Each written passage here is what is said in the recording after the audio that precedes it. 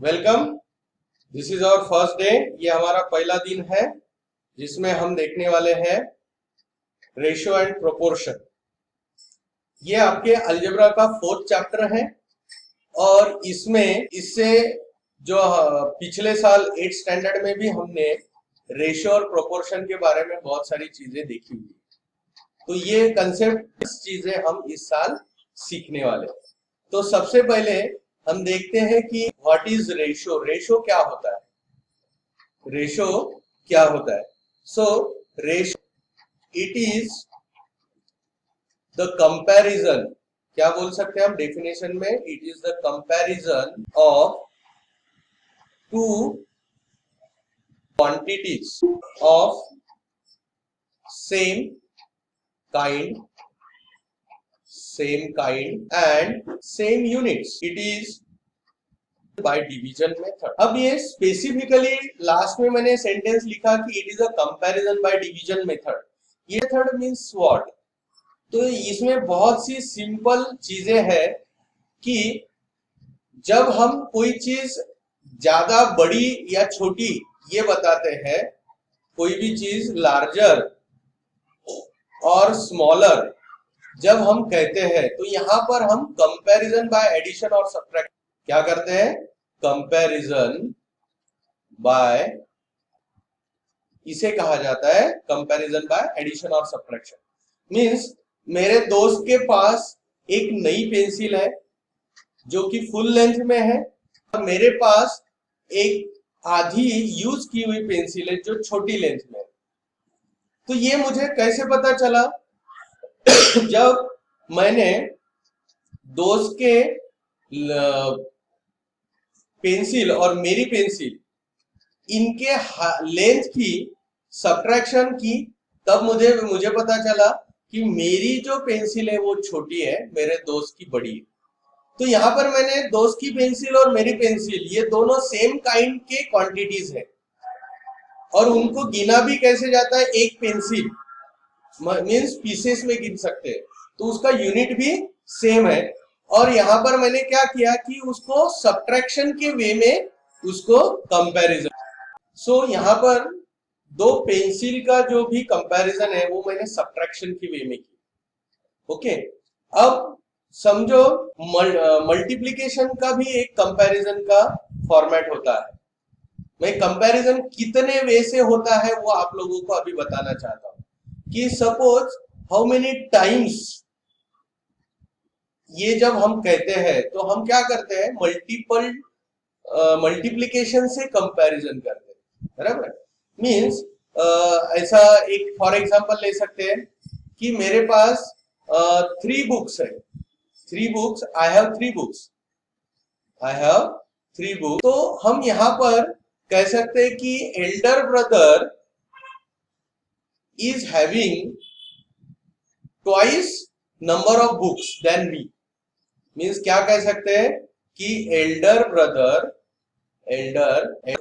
is having twice books, या directly भी लिख सकते हैं twice books than me। जैसे मेरे एल्डर ब्रदर जो है, मेरे बड़े भैया जो है, उनके पास डबल बुक है। डबल का मतलब कि 3 into 2 करेंगे तो हमें क्या मिलता है?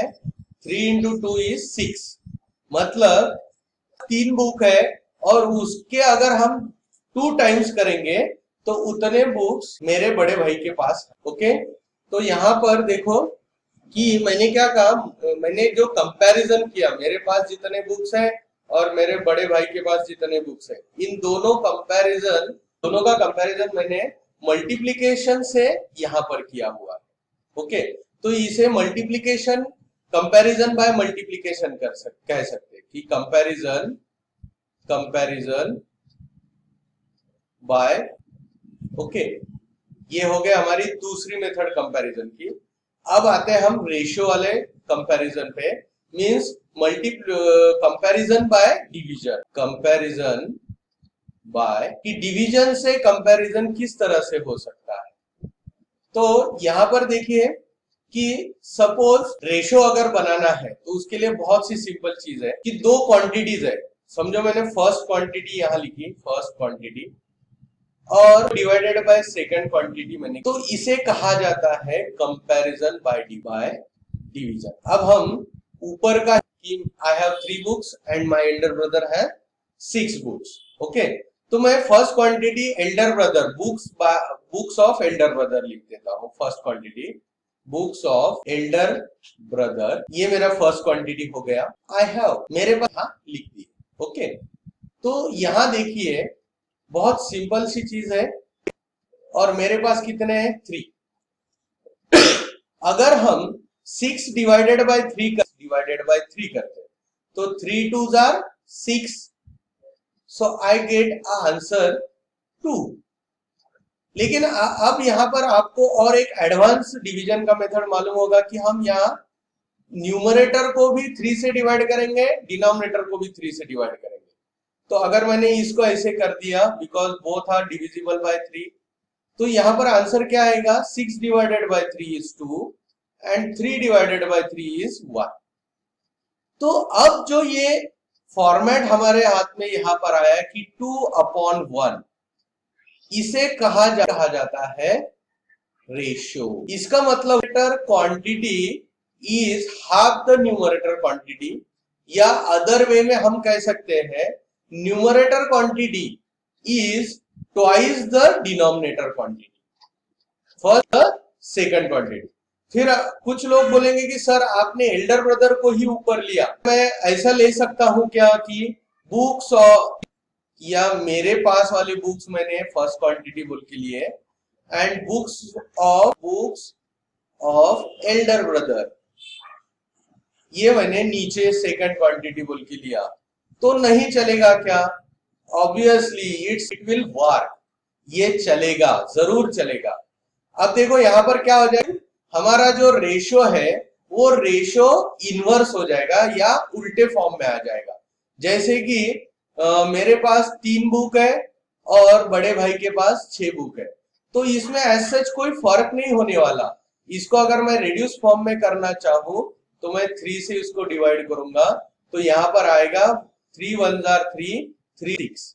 तो यहां पर जो रेशो मुझे मिला है, रेशो हम क्या कहेंगे, इसे ratio, but when ratio with books I have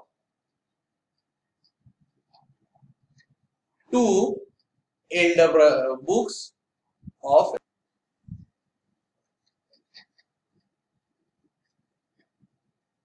is 1:2, या फिर ऐसे भी आप इसको लिख सकते हैं 1/2। अब ये हो गया मेरे सेकंड जो केस में मैंने न्यूमरेटर के बुक्स लिए, डिनोमिनेटर में एल्डर ब्रदर के बुक्स लिए, बराबर है। तो ये रेशो मुझे, अगर मेरे फर्स्ट केस वाला रेशो मुझे the ratio of books of elder brother to books with me या बुक्स आई हैव इज 2/1 और 2:1। ऐसे दोनों फॉर्मेट में लिख सकते हैं। कोई चाहे तो इस फॉर्मेट में भी लिख सकता है न्यूमरेटर डिनोमिनेटर, कोई चाहे तो इसको इस तरीके से भी लिख सकता है। तो ये एक सिंपल वे है। अब यहां पर देखो कि मैंने एक्सप्लेन करते वक्त मैंने स्टार्टिंग में फर्स्ट क्वांटिटी लिखी, फिर ये 2 वाला जो कनेक्टिंग वर्ड है ये लिखा, और ये सेकंड क्वांटिटी मैंने लिखी, ये सेकंड क्वांटिटी। जब मैं ऐसे मेंशन करता हूं कि this is my first quantity, this is my second quantity, तब ये रेशो वैलिड हो जाता है। आप इस रेशो को कौन सी क्वांटिटी सेकंड लेते हैं इससे कोई फर्क नहीं पड़ता, बट आप जब मेंशन करते हो तो मेंशन करते वक्त ये जो कोलन लिखा है मैंने यहाँ पर, यहाँ आपको दिख रहा है ये कोलन कि book I have colon books of elder brother, ये जो मेंशन करने का ये तरीका है, ये तरीके में जो आप फर्स्ट क्वांटिटी लेंगे वही फर्स्ट क्वांटिटी आपको रेशो में ऊपर रखनी है। जो सेकंड क्वांटिटी लेंगे उसको आपको डिनोमिनेटर में रखना, बराबर है। आप किसी भी तरह से आपके चॉइस के हिसाब से रेशो रख सकते हैं, उसमें एज सच बहुत डिफिकल्ट चीज नहीं है। ओके, अब ये जो रेशो होते हैं का तरीका, पढ़ने का तरीका भी मैं यहाँ बता देता हूं कि अगर मैं कहता हूं कि the ratio of A to B, ये मेरा रीड करने का या क्वेश्चन में हमें हमेशा इस तरह से मिलेगा कि ratio of A to B, इसको किस तरह से लिखा जाएगा। तो इसके लिए हम ए फर्स्ट क्वांटिटी है, फिर कोलन और सेकंड क्वांटिटी बी लेंगे। तो ये ए जो के पहले आया है, टू के पहले जो क्वांटिटी बोल के लेना चाहिए, और ये टू वर्ड के बाद, टीओ टू के बाद जो दूसरा लिखा हुआ होता है उसको हमेशा सेकंड क्वांटिटी लेना चाहिए। तो इसलिए यहां पर ए टू बी, इसको किस तरह से लिखा, ए कोलन बी। ये कोलन बताता है कि ए का रेशो किसके साथ लिया या ए का कंपैरिजन किसके साथ किया है, बी क्वांटिटी के साथ। ओके, और इसको पढ़ने का सिंपल तरीका है, उसे कहा जाता है ए इज टू बी।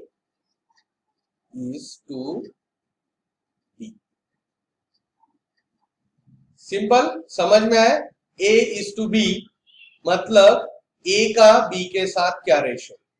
अब कैलकुलेशन पर्पस के लिए हम ऐसा हॉरिजॉन्टली उसको नहीं लिख सकते, तो कैलकुलेशन पर्पस के लिए हम उसके ए अपॉन बी, किस तरीके से, फर्स्ट क्वांटिटी न्यूमरेटर में, सेकंड क्वांटिटी डिनोमिनेटर में। अब ये जो रेशो होता है, जैसे कि हमने कंसिडर किया ए अपॉन बी, इसके हर एक पार्ट को कुछ अलग नाम है। जैसे न्यूमरेटर में जो दिख रहा है हम प्रीडिसेसर कहते हैं, क्या, प्रीडिसेसर, या कोई उसे फर्स्ट टर्म भी कह सकता है, फर्स्ट टर्म। और ये जो दूसरा डिनोमिनेटर में है उसे मैथमेटिकल लैंग्वेज में सक्सेसर कहा जाता है। क्या कहा जाता है, सक्सेसर, मतलब सेकंड टर्म। ओके, तो इस तरह से ये दो टर्मिनोलॉजीज आपको ध्यान में रखने पड़ेंगे। अब अगर इफ, ये हो गई सबसे पहली चीज। अब रेशो के बारे में दूसरी चीज हम समझ लेते हैं कि if successor of in is 100 then that ratio is also called as percentage। देखो, इसका मतलब हुआ कि परसेंटेज भी एक तरह का रेशो ही है। मीन्स आज तक हम बहुत बार परसेंटेज बहुत बार यूज करते हैं, बट हम अभी तक कुछ बच्चों को पता होगा नहीं होगा नहीं, लेकिन ये भी एक तरह का रेशो है और हम बहुत फ्रेंडली है इसके साथ, ये आप लोग समझ लो। इसमें बहुत डिफिकल्ट ऐसी चीज नहीं है, बहुत अच्छी चीज है, आराम से आप ये कर सकते हैं।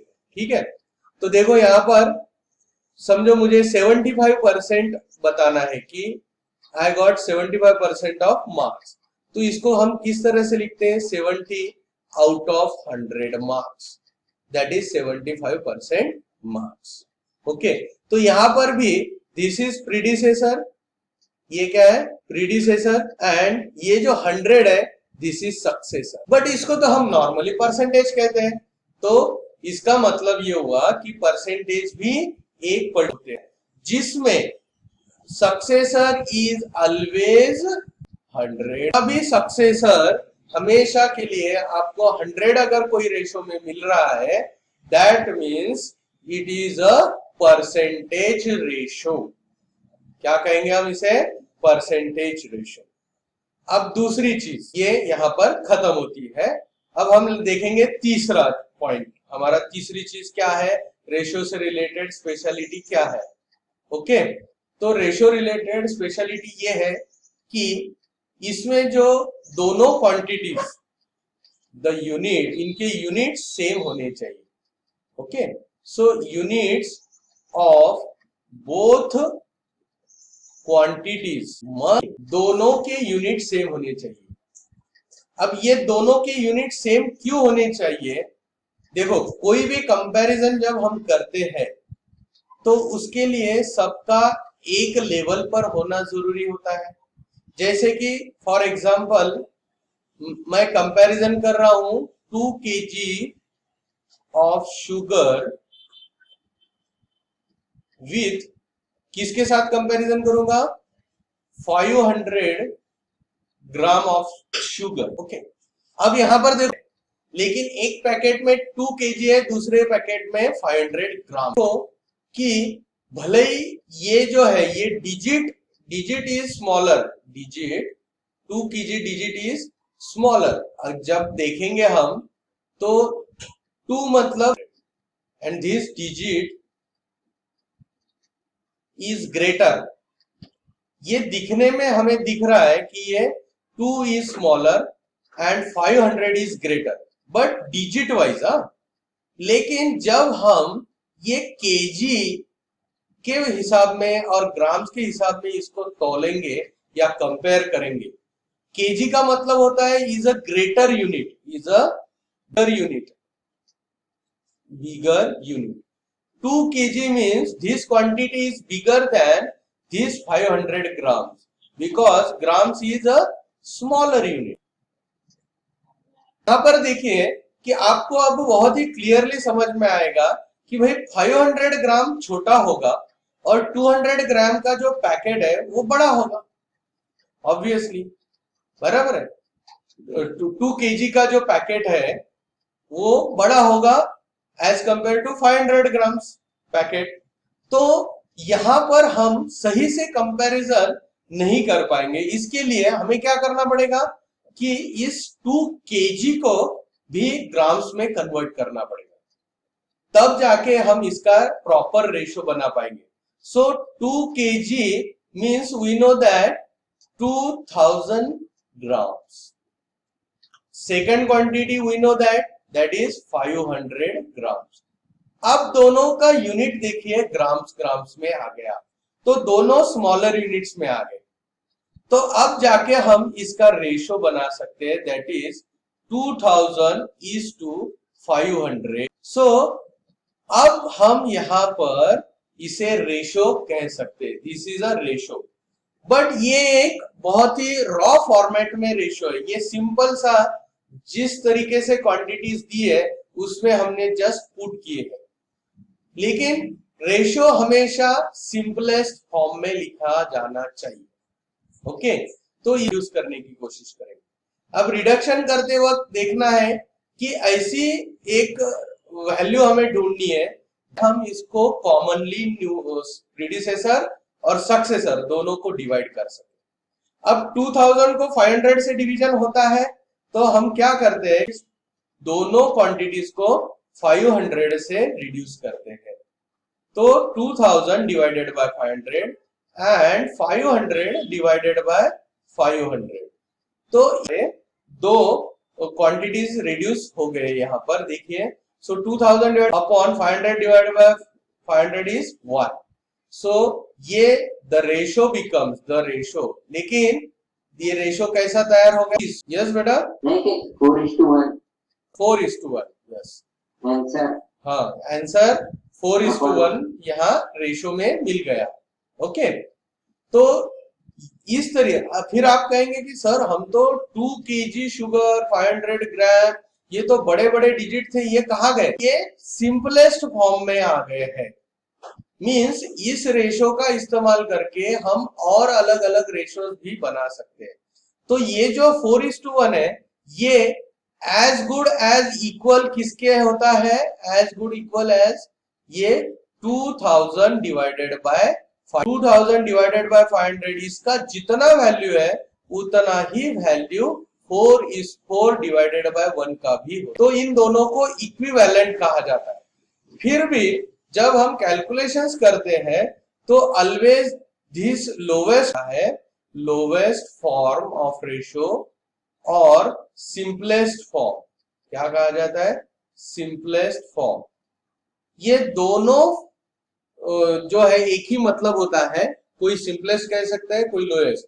इन दोनों का इनका इस्तेमाल हम कैलकुलेशंस में करते हैं। और जब भी हमें एग्जाम्स में आंसर लिखना पड़ता है कोई रेशो का, that is always asked in simplest form और लोवेस्ट फॉर्म, और एक तीसरा नाम है इसको रिड्यूस्ड फॉर्म। क्या कहा जाता है? Reduced form. तो समझ में आया कि सबसे पहली चीज कि रेशो का जो न्यूमरेटर होता है उसे हम प्रीडिसेसर कहते हैं, यहां पर देखिए। ओके, दूसरा जो डिनोमिनेटर होता है हम रेशो में सक्सेसर कहते हैं या सेकंड टर्म कहते हैं।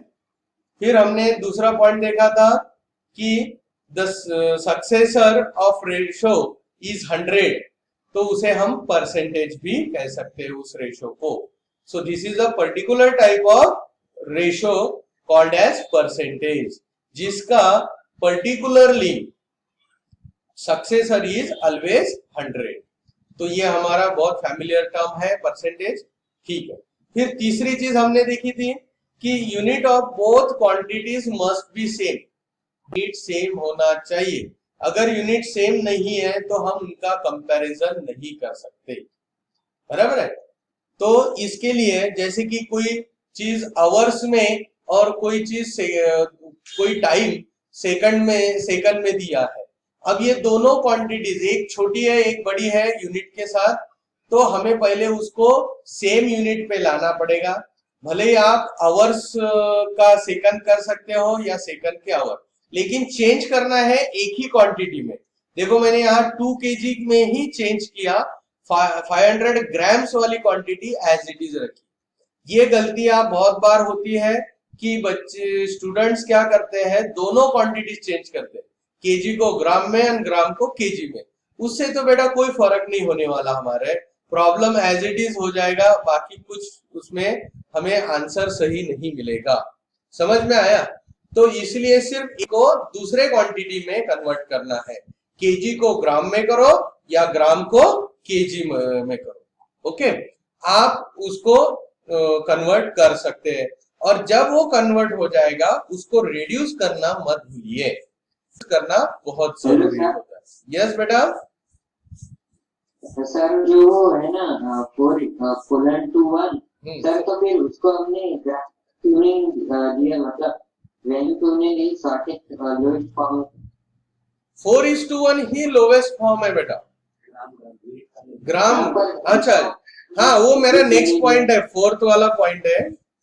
वो दोनों को ग्राम क्यों नहीं लिखा है ना, 4 ग्राम 1 ग्राम, ये जो है ना। हाँ, अब देखो यहाँ पर बहुत सिंपल सा आंसर है इसका। किसका कर रहे थे? 2000 grams divided by 500 grams. Okay, अब आपने फिजिक्स में भी देखा होगा कि बहुत बार यूनिट कैंसल हो जाते हैं, अगर ऊपर और नीचे आवर्स है तो वो कैंसल हो जाता है, बराबर है कि नहीं? तो वैसे ही यहाँ पर ये ग्राम्स कैंसल हो जाते हैं, और ये एक सिंपल सा न्यूमेरिकल नंबर फॉर्म में हमें कंपैरिजन मिल जाता है, दैट इज 4:1। ऐसा ही क्यों? इसके पीछे एक रीजन है। अगर मुझे इक्विवेलेंट इसके बनाने हैं, फॉर एग्जांपल मैं बताता हूं कि सपोज आपकी मम्मी लड्डूस बनाती है, बराबर है, लड्डू मीन्स लाडू मराठी में। तो वो मम्मी का कभी आपने उनके फ्रेंड के साथ ऐसा कि आपकी मम्मी की फ्रेंड बोलती है कि आपके यहाँ के लड्डू बहुत अच्छे हुए, आपने कौन सी चीजें कैसे कैसे डाली, तो फिर मम्मी हमारी उस पर रिप्लाई करती है कि मैंने 2 शुगर ली है एंड 2 बाउल लिया है, ओके, और 1 बाउल घी लिया है, बराबर। अब ये जितना है इससे हमें कितना केजी ऑफ लड्डू मिलेगा? उससे हमें मिलेगा ½ kg ऑफ लड्डू। कितना मिलेगा? ½ kg ऑफ लड्डू मिलेगा, बराबर है। तो हम बोलते हैं कि अगर ½ किलो बनाना है तो 2 बड़ी कटोरी शक्कर लो, 2 बड़ी कटोरी रवा लो और 1 कटोरी घी लो और उसको पर दो, फिर वो आगे की प्रोसेस वो मम्मी का डिस्कशन चालू रहता है। फिर वो जो आंटी होती है उनको तो रिक्वायर्ड होता है उनको 2 kgs ऑफ लड्डूज। कितना kgs of laddoos? 2 kgs of Laddu.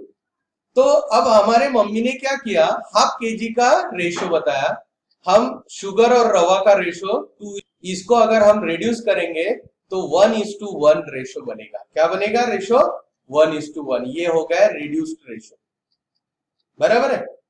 अब अगर मम्मी को या हमारी जो आंटी है उनको 2 kgs ऑफ लड्डूस बनाने हैं, प्रोपोर्शन उनके पास हाफ केजी का है, और ये प्रोपोर्शन सीधा सीधा क्या बता रहा है कि जितना क्वांटिटी शुगर लेंगे रवा लेना है। अगर हमारे आंटी को 2 kg ऑफ लड्डू बनाने हैं तो आंटी क्या करेंगे कि 1 kg ऑफ शुगर लेंगे और 1 kg ऑफ रवा लेंगे। तो आंटी को एक चीज हमें अच्छे से पता चल गई कि भाई जितना रवा है उतना ही शुगर लेना है सेम क्वांटिटी में, और उसके हाफ क्वांटिटी, अब 1 बाउल हमने घी लिया है उसके हाफ क्वांटिटी घी लेना है, घी लेना है, समझ में आए? तो यहाँ पर ये जो नंबर्स है 1:1:1/2, तो ये रेशो जो है ये हमें, तो यहां पर देखो ये जो नंबर्स है 1:1:1/2, ये नंबर्स हमें सिर्फ कंपैरिजन बताते हैं कि पहली क्वांटिटी अगर हमने 1 ली तो दूसरी क्वांटिटी कितना लेना है या तीसरी क्वांटिटी कितना लेना है। तो इसीलिए ये सिर्फ नंबर्स होता है, रेशो जो होता है वो सिर्फ नंबर फॉर्म में होता है। जब हम वो रेशो बनाते हैं सारा कंपैरिजन एक ही प्लेटफॉर्म के थ्रू होना चाहिए, इसीलिए उसका यूनिट सेम होना जरूरी होता है। जब वो रेशो बनता है तो वो ऑटोमेटिकली ये ऐसा ग्राम ग्राम के जैसा कैंसल होके उस यूनिट असर इस नंबर पे कहीं नहीं मिलेगा। फिर ये एक हो जाएगा कि भाई ये है प्रथमेश के पास की शक्कर Prathamesh has 4 part of sugar and suppose Yash has only 1 part of sugar। तो यहां पर हमने प्रथमेश वाली शुगर और यश की शुगर इनका जस्ट क्वांटिटी के फॉर्मेट में कंपैरिजन किया, इसीलिए यहां पर यूनिट की जरूरत नहीं, या कोई भी रेशो को यूनिट की जरूरत नहीं। और एक सिंपल सा एग्जांपल लेते हैं हम, सब मैक्सिमम लोगों को चाय बनाते आती है, बराबर है। अब चाय बनाते वक्त हम सीखते हैं 1 कप ऑफ टी का प्रोपोर्शन, कप ऑफ टी। अब इसके बहाने हम प्रोपोर्शन भी सीख लेते हैं। तो यहां पर देखो 1 कप चाय बनाने के लिए 1 टीस्पून जो होता है, हाँ 1 टीस्पून टी पाउडर लेते हैं, T powder 1 teaspoon T powder, and 2 teaspoon जो होता है वो शुगर लेते हैं। 2 चम्मच 1 चम्मच हमारा चाय का पाउडर, बराबर है। तो इसका सारा जो रेशो है 1 कप ऑफ टी के लिए हमारे पास एक रेशो बन गया 1:2, ये 1 कप ऑफ टी।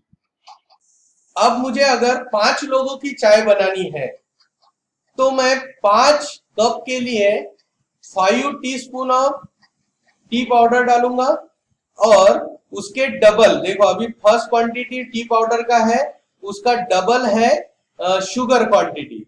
तो 5 अगर मुझे टीस्पून 5 लोगों के लिए 5 टीस्पून ऑफ टी पाउडर लगेगा तो उसका डबल शुगर लगेगा, मतलब 5 का डबल 10 है। तो ये रेशो जो है ये देखो, इससे हमें एक चीज मिल गया है कि कितना 5 कप ऑफ टी के लिए मुझे मटेरियल डालना पड़ेगा, बराबर है। अब अगर इन दोनों का वैल्यूज देखेंगे तो आपको ये इक्वल दिखेगा। कैसे? तो यहाँ बेसिक रेशो या रिड्यूस फॉर्म है 1/2, और यहाँ पर जो 5/10 है अगर हम रिड्यूस करते हैं 5 1s are 5, 5 2s are 10, तो ये भी क्या बन गया 1/2। अब ये रेड्यूस फॉर्म करना क्यों जरूरी होता है ये आपको यहां पर समझेगा कि अचानक से दूसरे दिन समझो मेरे घर पे 20 गेस्ट आ गए, सो मुझे 20 कप ऑफ टी बनाना पड़ेगा। So what I will do, मेरे पास 1 कप ऑफ टी का प्रोपोर्शन है, लगेज मैं उसका 20 मल्टीपल्स करूंगा। So 1 into 20 is 20 teaspoon of tea powder, and उसका double is the sugar required, means 20/40। 20 teaspoon मुझे टी पाउडर लगेगा, 40 टीस्पून मुझे शुगर लगेगा। ये मैंने कैसे decide, only because I have a unit या रेड्यूस्ड फॉर्म ऑफ रेशो। सबसे छोटा वाला फॉर्मेट जो है मेरे पास दैट इज 1/2। ये रेशो मेरे पास अवेलेबल है, इसलिए मैं चाहे उतना मल्टीपल उसके रेशियोज क्रिएट कर सकता हूं। अब इसको भी देखेंगे तो 21 are 20, 22 are 40। तो अल्टीमेटली हमने रेशो या चाय जो एकदम उत्तम बढ़िया ऐसी चाय बनाने का जो हमारा फॉर्मूला हमने कहीं मिस किया क्या, नहीं। देखो यहां पर भी हमें प्रोपोर्शन मिला 1/2 और 5 कप ऑफ टी में भी हमें प्रोपोर्शन मिला 1/2। तो ये सब तरफ इक्वल होता है, इसीलिए इसे प्रोपोर्शन कहते हैं। क्या कहते हैं?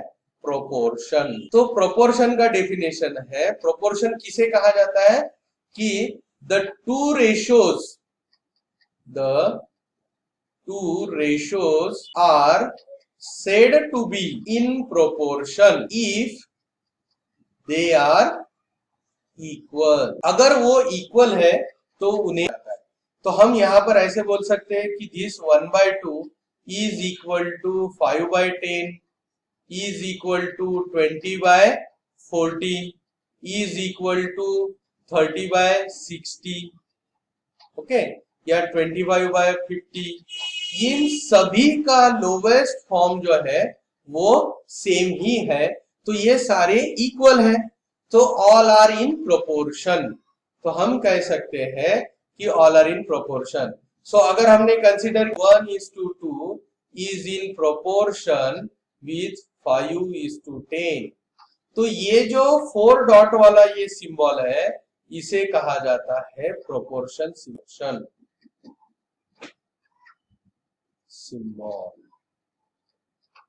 तो ये एक प्रोपोर्शन को रिप्रेजेंट करने का तरीका है। ओके, समझ में आया सबको प्रोपोर्शन? अब रेशो की और एक 5th नंबर की इंपॉर्टेंट चीज आप समझ लो।